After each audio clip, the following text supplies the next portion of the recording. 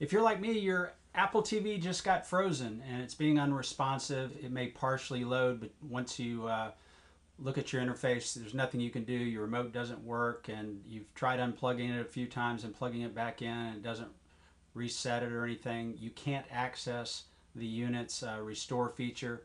So here's what you do, and this will work for the Apple TV second generation and the third generation, which I didn't even know it. You'll hear me refer to mine as a second generation, but it's actually a third generation. And the basic difference is they look identical, but on the inside, you've got an A5 faster processor and it does 1080p.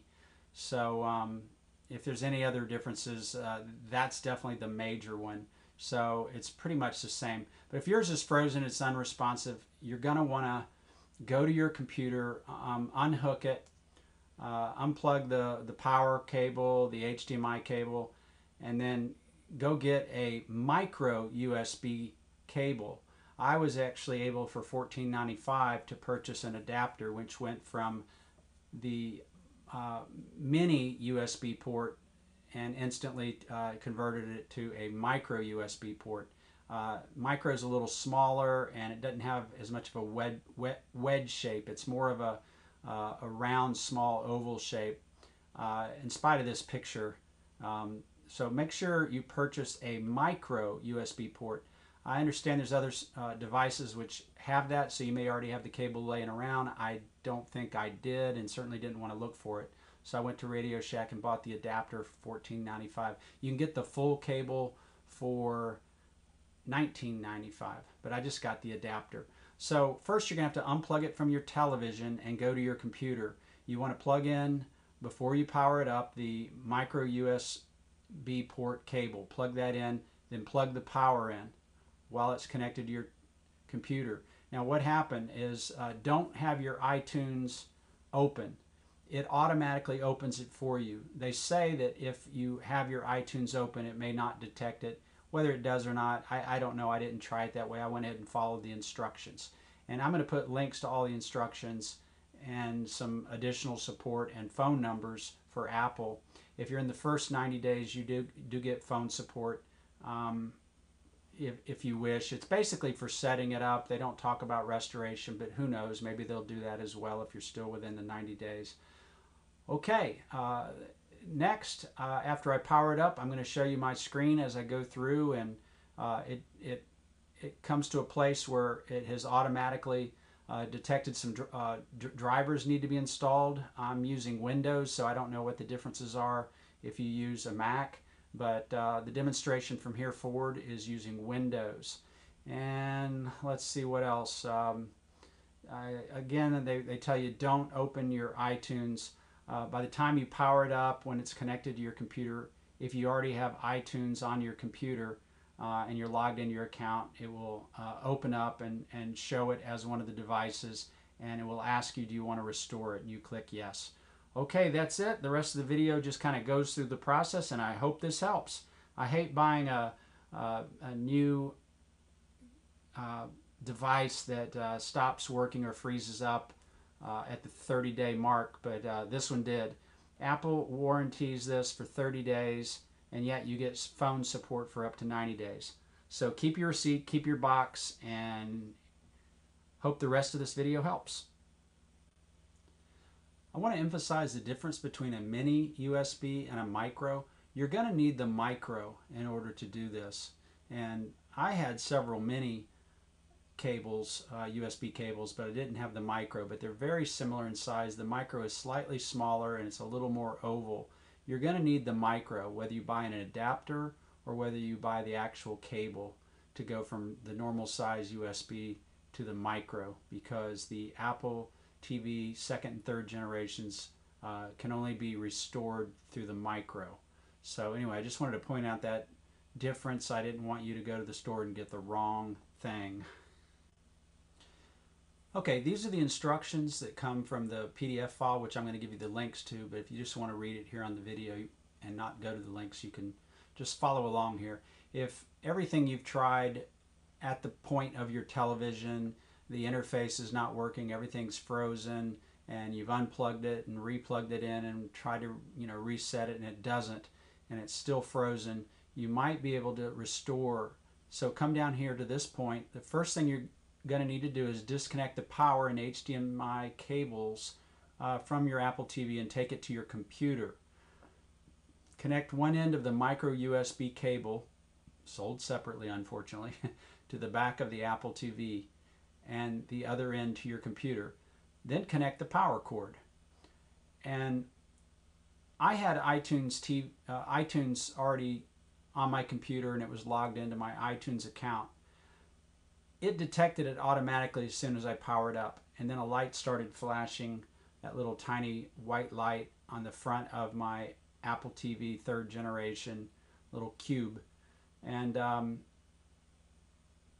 it detected it then, and it asked me on iTunes whether I wanted to restore it. It has to detect it. If you've already opened iTunes, it may not detect your iTunes, so when you plug it in, you have to have your iTunes closed, and then either open it manually after you've plugged it in with your micro USB cable connected and your power cable connected.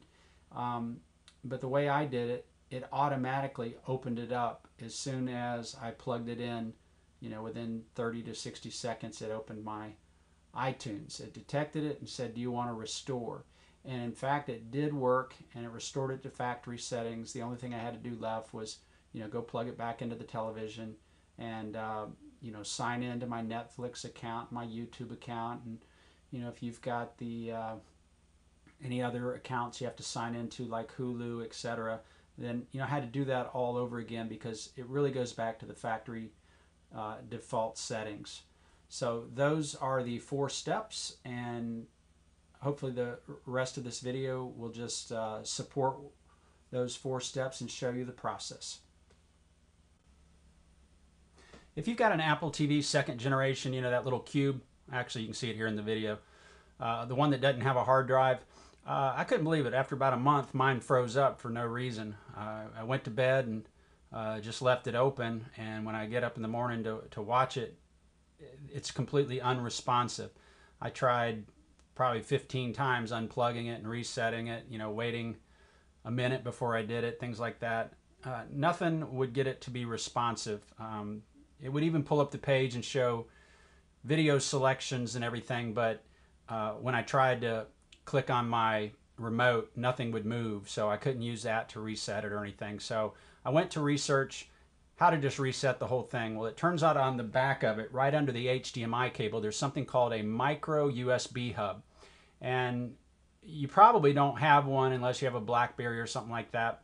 It's not the mini USB, it's the micro. So I had to go out to Radio Shack and got one. I think it was, well, I got a little adapter, so it was $14.95. I think they sold the whole cord, which goes from the normal size USB down to the micro, for 20 bucks. So I apologize if you don't have one. You're gonna have to go out and buy one. And what you do is you plug that into your computer with iTunes closed, and the other end you plug in that micro USB port on your Apple TV, and then you plug in the power. Now it'll say it's installing a driver on Windows, and as you can see right here, here's where it said that, and it's ready to use. So I'm going to close that. But then a couple seconds later, it opened my iTunes automatically, and it gave me this page to restore. You see it puts Apple TV over here on the left side, and it was not detected before that, especially while it was unplugged. But anyway, I was going to record me opening iTunes after I hooked it up, but it opened automatically. And they say that's the part where if you have iTunes open when you plug the power into your Apple TV while that mini USB, micro USB cable is hooked up to your computer, it won't recognize your Apple TV as a device here. So I made sure that my iTunes was closed. But anyway, my point is it opened automatically as soon as it installed the driver. So I'm going to click Restore now, and let's see how it goes. Restore and update. Okay. Are you sure you want to restore Apple TV, blah, blah, blah, to factory settings? So when it opens back up, I'm going to have to reset everything, on my TV, but if it works, I'll let you know. Let's see, products compatible with this software, Apple TV, da da da.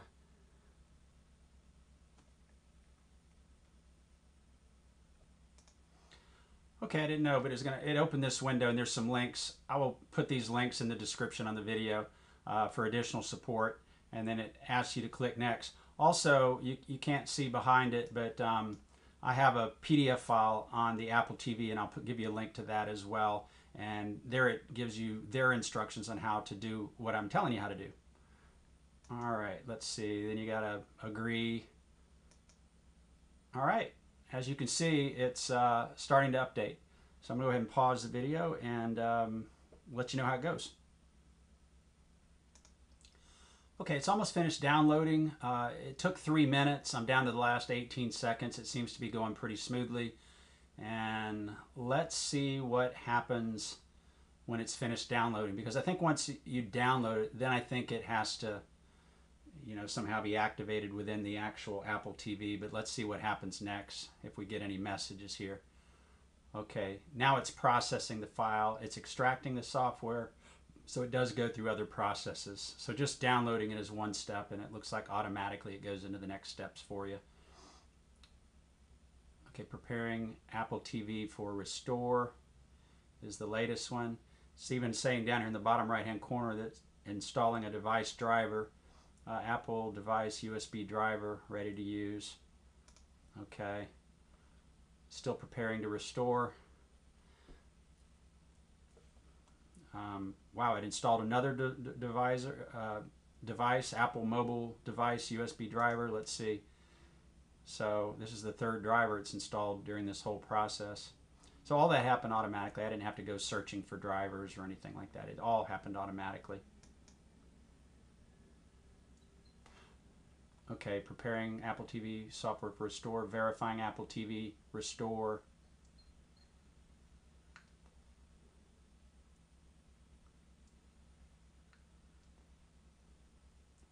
Restoring Apple TV software. And here it goes. Now we've got a timeline.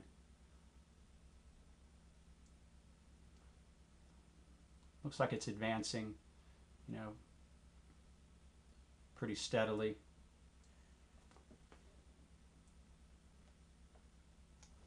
Okay, I had paused it for about 2 minutes. Now I'm taping again. We're coming to the end of it. Again, it was like about 2 minutes. By the way, the whole time since this has been hooked up, there's a little tiny white light flashing on the front steadily. And now it's saying verifying Apple software, and that seems to be going rapidly. Let's see what the next message is. Verifying Apple TV restore.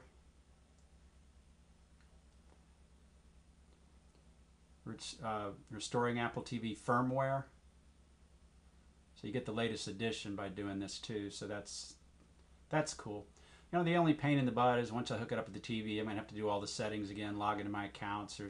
I got to do Netflix and things like that. Okay, your Apple TV has been restored to factory settings. Please disconnect your Apple TV from your computer and reconnect it to your TV.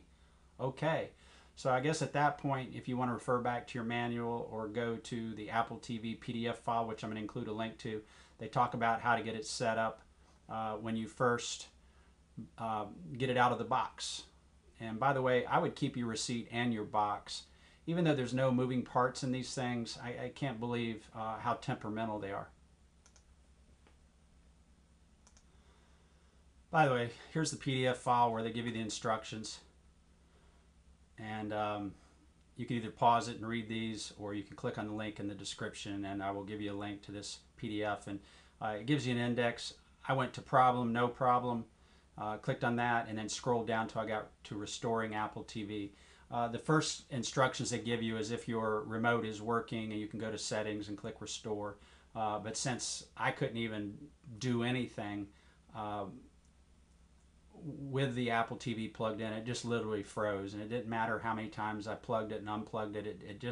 It wouldn't get past that point and work again. So I figured this would be the only hope I'd have without sending it back to the factory. I believe I'm past 30 days, and they'll give you telephone support I think up to 60 days.